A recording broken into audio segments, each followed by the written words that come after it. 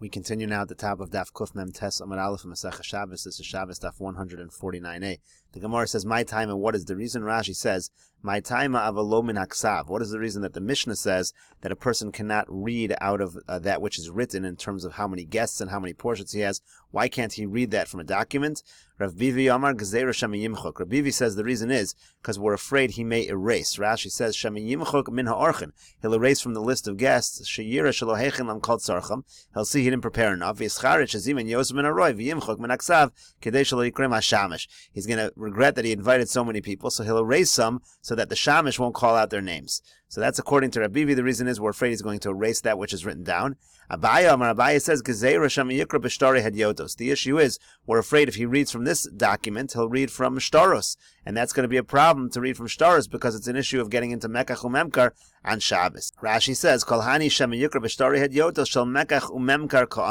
anytime we're talking here about reading in shtari hadyotos, the issue is you're reading shtaros that have to do with mekach umemkar, so that is the problem, according to Abaya, that reading from this list is going to cause. So the Gemara asks, "My beinayu." What's the difference between the two opinions? Ika beinayu, the following is the difference. Techasav akosel umidli. Let's say it's written on the wall high up. Rashi says, Techasav minyona akosel bidyo. You wrote with dio, with ink on the wall, the number of people coming. Umidli she'enu magia l'sham limchok. And it's high up so that you're not going to be able to reach there to erase it anyway. So the Gemara explains, Lamanda amar shemiyimchok, according to the opinion that says the issue is we're afraid you might come to erase. Lo chayshinan, there's no concern because you're not going to erase because it's high up. Lamanda amar shemiyikra chayshinan. According to the one who says we're afraid that you might come to read from Shtari Hadyotos, that actually is a concern in this case as well. So the Gemara says, now according to the one who says we're afraid you might erase, shouldn't there be a concern that you might read in Shtari Hadyotos? In other words, if it's written high up on the wall, you should still have that secondary concern. Why wouldn't you have that concern? And furthermore, is it really true that we're not afraid you might come to erase even something high up? We learned in a brayso, lo yikra la'or haner. The halacha is a person is not allowed to read on Shabbos by the candlelight. The issue is he might tilt the candle in order to get the fuel burning better.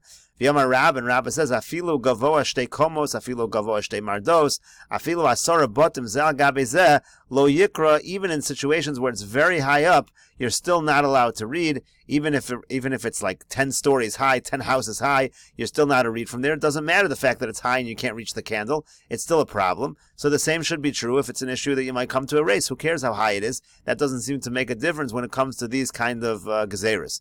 So the Gemara says, so the Gemara says, no, the real issue is that when it is written on the wall and it's low down, not when it's high up, but when it's low. According to the one who says you might erase, we're afraid you're going to erase it. It's on the wall. According to the one who says that you might end up reading from Shtari Hadyotos, lo chayshinan, we're not afraid of that. Why? Guda b'shtar lo michlef. Nobody's going to get confused between a wall and a shtar. So people are going to say, okay, I can read from the wall, it's not a problem. I'm not going to get confused and think I can read from Shtari Hadyotos. Gemara asks similarly though, but one second, even according to the one who says you might read Shtari Hadyotos, lecho shem yimchok, shouldn't there be a concern you might come to erase? Why is that not a concern? So the Gemara says, fine, the real distinction is if you're going to write it on some kind of a tablet or some kind of a ledger. According to the one who says you might erase, lo chayshinan, there's no problem of erasing. These are not the types of items that you would erase from. A tablet, a ledger, these are not things you would erase from. However, according to the one who says that it's an issue that you might come to read from Shtari Hadyotos, that's going to be a problem. So the Gemara says the same type of question. One second. According to the one who says you might come to erase, shouldn't we be concerned that you might come to read from Shtari Hadyotos?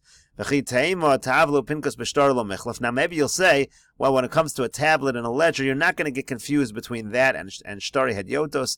It's not an issue. That particular Manda Amar says the only issue is Shemiyimchok. There is no issue of you're going to end up reading Shtari Hadyotos. That's not true. Vatanya, but we learned in a brayso, Mona Adam Kama mi bifnim v'kama mi bachutz v'kama monos asid laniach lifneim. A person can count how many people are inside. Who should I sit inside? I should honor them by sitting inside. Who are going to sit on the outside? How many portions am I going to put in front of them? Michsav shal gabe kosel. All of these things he can read from writing that's on top of a wall. Avalo michsav shal gabe tavlo pinkas. But he's not allowed to read it from a tablet or a ledger. That's actually a problem. The Gemara now wants to understand what's the pshat in this brisa. Hey chidami, what's the case? If it's written in the normal fashion with ink, ma'ishnahacha, There'd be no difference between the two cases. It's the same thing.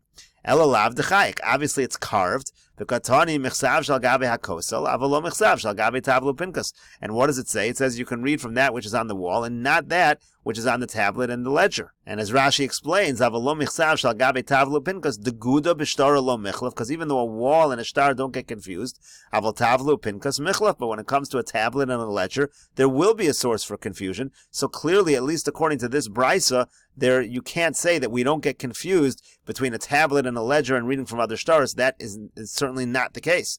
So the Gemara therefore says, Elo liolam, rather what you have to say, the only solution here is dekasav akosel midli. Go back to the original answer and say that it's written on a wall high up. Now what was your kasha? Your kasha was Rabba's question. Rashi says over here, Elo liolam dekasav akosel midli. It's high up. You can't erase it. And we're not afraid that you're going to read Shtari Hadyotos because you're not going to get confused between the wall and the shtar. Now your question was, even when it's high up, it should be a problem.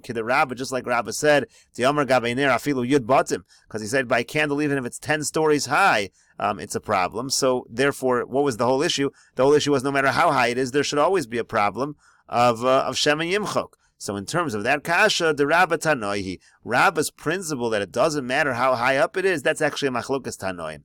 The Tanya we learned in a brayso, Moda Adam es orchav es parparosa mipiv, a person can count his guests and he can count his portions from his mouth, avalo min aksav, but he cannot do it from the writing. Rav Acha mater miksav shal gabe akosel. Rav Acha says, no, it's okay if the writing is on a wall. Hey chidami, the Gemara says, what's the case? If it's written low down on the wall, certainly we should be afraid that you might erase it. Elalav dekasav umidli. Obviously, Rav Acha means that it's written high up. Ushmamina de Rabba Tanai Shmamina. And you see that which Rabba said is actually a machlokas Tanoimi, and therefore we see that if it's high up, it is possible. There's no concern that you might come to erase it. Rashi says, the Rabba Tanoihi, Deika dechayesh l'shalo tachlok be'isr Shabbos d'Rabbanan v'ika demaflik. Some say don't make distinctions, doesn't matter high up or not. Some people do make the distinctions. Leichosh l'shem yimchok da Rav Acha kosel davka nakat. Rav Acha was talking about a wall. V'mitzoy, and if it's low down, mali kosa mali geras. What's the difference? So that's what the Gemara said. It must be that he makes a distinction between high up and low down. And the Gemara continues, V'hani tanoi kahani tanoi. The machlokas tanoim over here is the same machlokas tanoim we find in the following case. The Tanya we learned in a brayso.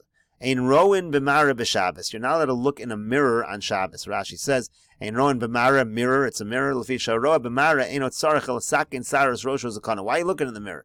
You're doing it in order to fix your hair on your head, on your beard. So we have a real concern that you might come to clip the hair, to cut the hair, make it even. That's going to be obviously a problem on Shabbos. So that's why, according to Tanakama, you're not allowed to use a mirror. Rabbi Meir matir b'mareh hakavu b'kosel. Rabbi Meir says, well, if it's affixed to the wall, if it's attached to the wall, it's not a problem. Gemara says, "Ma'ishna kavu b'kosel." What's the difference if it's attached to the wall? Because when you go to get to whatever you're going to use to clip your hair, to shave your hair, that you'll remember that it's Shabbos. So the Gemara says, "Sheino kavu nami adahachi v'achi mitkar." So even if it's not fixed to the wall, it's going to be. It takes time to get what you need. So you'll remember also. What's the difference if it's on the wall? So the Gemara answers, Hacha b'mara shel mateches askinan. We're talking here about a metal mirror. When it's not attached to the wall, it's made out of metal. Uchid Rav Nachman Amar Rabba bar Avua, like Rav Nachman says in the name of Rabba bar Avua. The Amar Rav Nachman Amar Rabba bar Avua. Rav Nachman says in the name of Rabba bar Avua, Mipnei ma amru mara shel mateches asura. Why is a metal mirror problematic? Mipnei she'adam asoi lahashir ba niman hamadul dalin. Because you can use the mirror itself. It's a sharp edge. You can use that to cut the hair. So you won't even need any time to go find scissors or something to clip your hair. You'll use the mirror itself, and that's why it's a problem if it is, according to Rabbi Meir, that's why it's a problem if it's not attached to the wall, because you're going to end up cutting your hair with the mirror itself. Rashi over here says, Midkar Shu Shabbos, he's going to remember that it's Shabbos while he's going to, as he's going to get the clippers, Shal Matecha Sheinot Sarech. lahavi misbraim. He doesn't need scissors. She atzma megalechas asar. It itself is going to end up that you're gonna shave the hair. So in any case, the Gemara's point over here is that the Tanna Kama and Rabbi Meir are arguing about this exact issue. What's the concern with a mirror? The concern with a mirror is you're going to end up cutting your hair. Now, the real concern only applies if it's a metal mirror that's detached from the wall. But the Tanna Kama says we don't make distinctions, just like we don't make distinctions if the writing is high up on the wall, just like we don't make distinctions if the candles are high up, that you're going to come to a race, you're going to come to put out the fire or tilt the candle to make the fire burn better. It doesn't make a difference how high up it is. So too, it doesn't make a difference whether the mirror is attached or not. Rabbi Meir, on the other hand, says no. If the concern is you're going to come to cut your hair, that's only a concern if the mirror is detached from the wall. So that's the only time we say it's usur. Otherwise, we say it's permitted. So essentially, it's the same fundamental machlokus. Do we make distinctions in these cases or do we not? Gemara continues with the brisa Tanu Rabbanan. We learned in a brisa. Ksava mahalech tachas hatzura v'tachas hadyuknos asur lekroso b'Shabbos. If you have writing underneath an image or underneath it's also a kind of image, Rashi will explain, it's usur to read that on Shabbos. Rashi here says, Ksav ha-mahalech tachas hatzura v'tachas hadyuknos kagon b'nei adam ha-mitzayrim bekosel chayus meshunos. People draw on the wall various creatures that look strange, or dyuknos shel b'nei adam shel maisim, or they'll make pictures of people, kagon milchemes David v'Goliath, they'll maybe draw a picture of the war between David and Goliath, the kosed of the battle, the kosed v'tachteh zut suras chaya plonis v'zut dyuknos ploni uplonis. Underneath the picture, they make it's like a caption of a picture. So if you have a caption underneath the picture, the Gemara here says, according to the Brisa here says, it's asur lekroso b'Shabbos shamayikra b'shtari hadyotos, because we're afraid you might end up reading shtari hadyotos. That's exactly the problem, as similar to the problem we said before. Udiyukna atzma af v'chol asur. The Gemara says diyukna itself is asur even on a weekday lehistakel, but you can't even look at it on a weekday. Why? Mishum shenemer, because it says al tifnu el ha'ililim. Don't turn towards the idols. What does it mean? My Talmud, what does this mean exactly? Amar Rabbi Chanina, al tifnu el midaitchem. Don't turn to that which comes from your own mind. Rashi over here says, el midaitchem el asher atem osim midas levavchem v'chalal shalachem elilim lashon chalolim. Don't look at that which comes from your own seichel. And the word comes from the word chalolim. The idea is it comes from the depths of your heart. That's what you're not supposed to turn towards, and therefore you're not supposed to turn towards these diyuknas even on weekdays. The Mishnah said, "Ma'afis adam in bana v'chulu." It said a person can draw lots with his children for the portions at the table on Shabbos. So the Gemara says, "In bana v'bnei beiso in," he can draw lots with his family. V'yemacher lo, but with other people it's not allowed. Rashi says, "In bana v'bnei beiso in, imacher lo midlo tanu ma'afis al amana." So it should have just said in the Mishnah, you can draw lots. Why does it say your family? It seems to be that it's only for your family. Gemara says, my time. And what's the reason we make this distinction?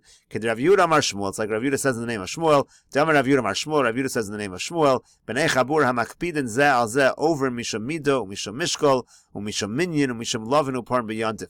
When you have people in a group who are makpid one to the other, that it should be equal portions. So if they start to divide things up, there's going to be transgressions of measuring and weighing and counting on Shabbos, and also of borrowing and paying back on Yontiv rather. All those things are going to be a problem. Rashi says, Misham lovin uparin de gazer bu rabbanan sham yichtov. The issue is, we're afraid that you might end up writing things down. Hamakpid and shein mochlin umevatrim zelazeh. The point is, if you have people from a chabura who they're not mochel one another, they're not mevater, they want it to come out evenly, they want it to come out fair, then you have this issue. Gemara will continue this discussion. We'll see in the next video on Daf Kuf Mem Tes Amud Beis.